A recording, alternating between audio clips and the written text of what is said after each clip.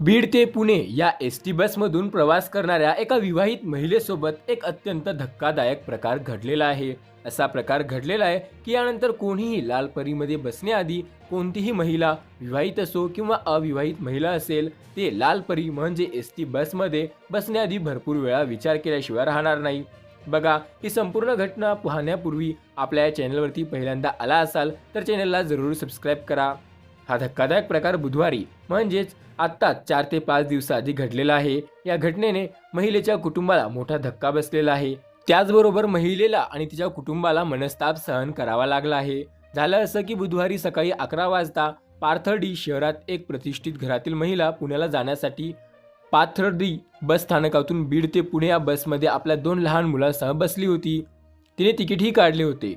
बस हे तिसगावजवळ पोहोचली असता महिलेला अचानक रक्तदाबाचा त्रास सुरू झाला आणि तिला चक्कर येऊ लागली. तिने तातडीने वाहकाला बस थांबवण्याची विनंती करत आपला त्रास होत असून उपचाराची गरज असल्याचे सांगितले. यावर वाहक असं म्हणाला की बस थांबणार नाही आणि बस थांबवता येणार नाही, तुम्हाला 100 रुपये द्यावे लागतील असे त्यांनी म्हटले. महिलेने तिकीट काढलेले असून आणखीन पैसे का द्यावे असा सवाल करत वाहकाला पैसे देण्यास तिने नकार दिला. म्हणजे की तिने अगोदरच तिकीट काढलं होतं आणि त्यानंतर तिला त्रास सुरू झाला होता.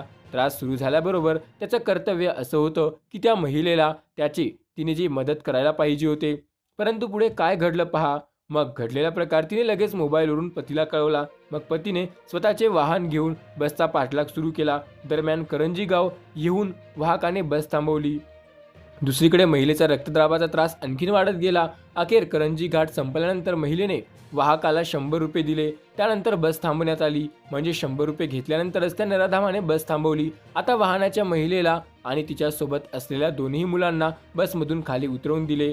थोड्याच वेळात महिलेचा पती घटनास्थळी पोहोचला. घटनास्थळी पोहोचल्यानंतर त्यांनी तातडीने पत्नीला पाथर्डीला आणले आणि रुग्णालयात उपचारासाठी दाखल केले.